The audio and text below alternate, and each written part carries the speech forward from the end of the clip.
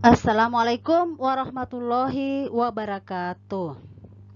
Alhamdulillah, pada kesempatan ini kita akan melakukan perkuliahan untuk mata kuliah Fisika Statistik.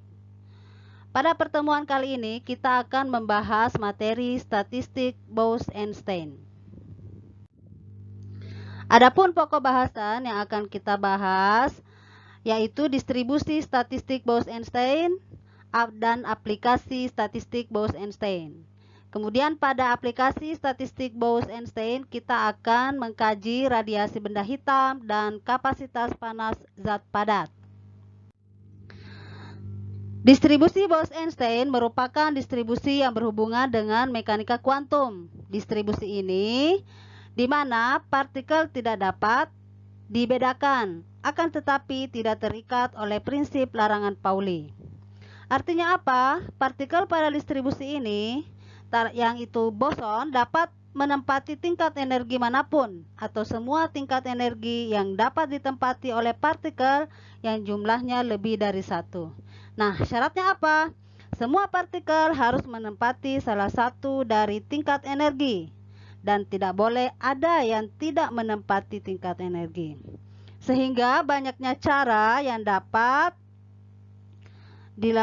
banyaknya cara agar partikel sebanyak N dapat menempati keadaan G adalah W sama dengan N tambah G kurang 1 faktorial dibagi N faktorial dikali G kurang 1 faktorial. Banyaknya konfigurasi partikel ini hanya berlaku pada tingkat energi tertentu. Pada tingkat energi lain, keadaan yang boleh ditempati dapat berbeda, atau pada tingkat energi EI memiliki keadaan GI. Sehingga jumlah total banyaknya cara partikel dapat memenuhi sistem adalah sigma WI sama dengan sigma NI tambah GI kurang 1 faktorial dibagi NI faktorial dikali GI kurang 1 faktorial. Nah, jika dilakukan atau digunakan logaritma natural, maka diperoleh persamaan ditunjukkan seperti ini. Jadi semua suku ya, semua suku kita lonkan. Jadi ada berapa suku di ruas kanan? Ada 3. Dengan mengikuti aturan logaritma bahwa operasi pembagian dijabarkan ketika dilonkan maka akan menjadi dalam bentuk pengurangan ya. Jadi ini aturan sederhana untuk logaritma. Nah, berdasarkan persamaan tersebut maka diberikan dengan melakukan pendekatan Stirling, maka diperoleh persamaan baru seperti ditunjukkan pada persamaan ini. Nah, rumus Stirling itu rumus umumnya adalah ln X sama dengan dihapus dulu ya. Oke. Jadi ln X faktorial sama dengan X ln hapus lagi kurang ini. Oke, dari sini aja bahwa ln X faktorial sama dengan X ln X dikurangi X ya. Jadi ini aturan sederhana dari Stirling dikenakan kepada persamaan ini maka diperoleh persamaan baru seperti ditunjukkan. Kemudian seperti halnya dengan distribusi lain. Nah, untuk mempelajari nilai maksimum dan minimum dengan menghubungkan pada relasi Maxwell yang dengan pengali Lagrange di dalamnya, yaitu diperoleh persamaan FNI sama dengan sigma WI tambah alfa, sigma NI ditambah beta, sigma EI NI. Sehingga turunannya terhadap NI adalah ditunjukkan seperti persamaan ini. Jadi semua suku juga diturunkan terhadap NI ya. Jadi diperoleh persamaan akhir seperti ini. Dimana pada suku pertama jika dijabarkan diperoleh nilainya adalah sigma ln NI tambah GI kurang 1 dibagi dengan NI.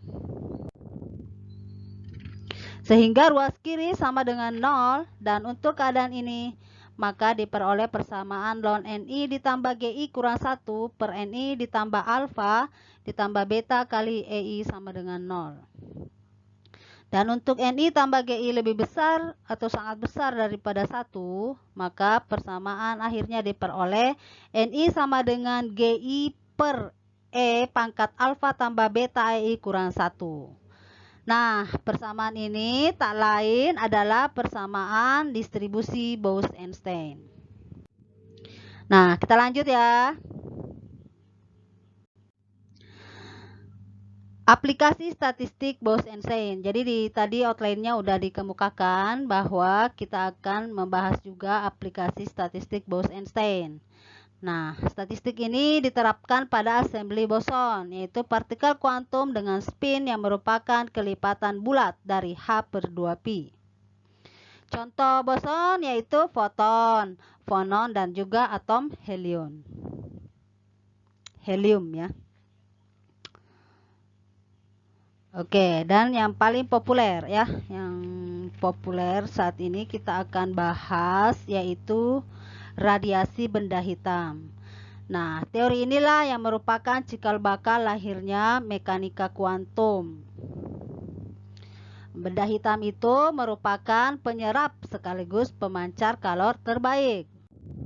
Nah, benda hitam dapat dianalogikan sebagai kotak yang berisi gas foton, ya.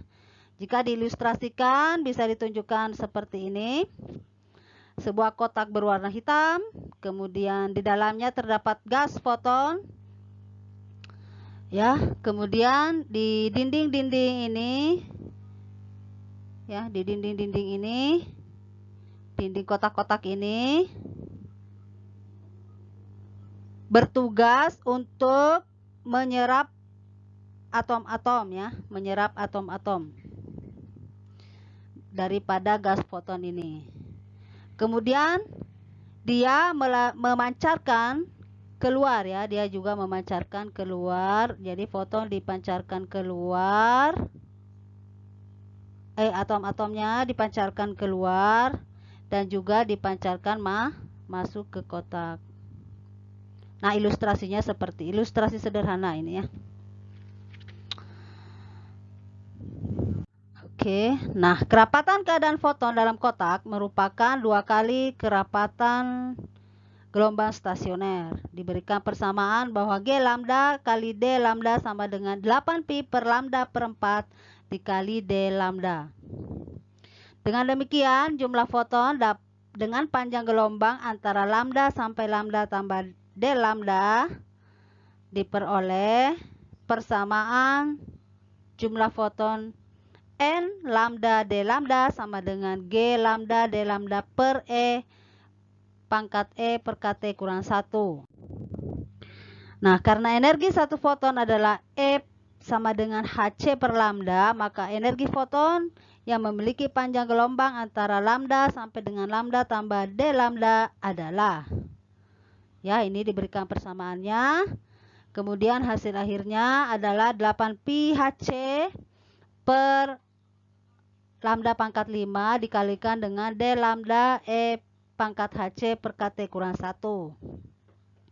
Nah, dari mana persamaan ini diperoleh? Yaitu dengan mensubstitusi persamaan jumlah foton yang sudah diperoleh tadi dan juga persamaan kerapatan keadaan foton ya, dimasukkan ke persamaan ini ya. Maka diperolehlah hasilnya ini. Next. Hukum pergeseran Wien. Gambar ini adalah plot E sebagai fungsi lambda berbagai suhu. Tampak bahwa pada puncaknya ya, jadi suhu tampak mula-mula naik ya, mula-mula naik ya. Jadi energinya ini mula-mula naik sampai mencapai keadaan maksimum ya, energi maksimum, kemudian turun setelah sampai di puncak, dia turun pada panjang gelombang lambda M ya. Jadi di sini itu adalah panjang gelombang lambda M. Nah, berapakah sesungguhnya lambda M itu dari grafik ini ya? Nah, berapa? Nah, kita dapat menentukannya dengan mendiferensialkan E terhadap lambda. Jadi bisa dituliskan seperti ini ya. Jadi D E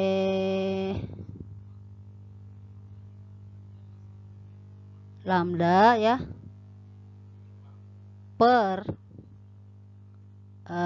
maksudnya ini diturunkan terhadap atau didiferensiasikan terhadap lambda ya, itu sama dengan 0. Nah ini yang mau kita hitung bagaimana caranya ya. Next.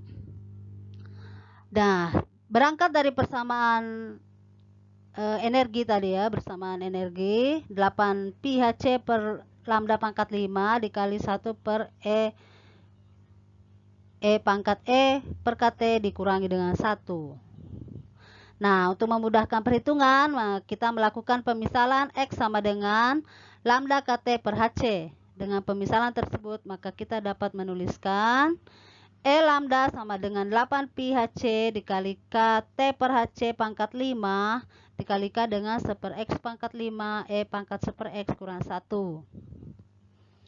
Nah, dilakukan diferensiasi terhadap lambda, kemudian dilakukan manipulasi matematik dengan mengalihkan suku dx per d lambda.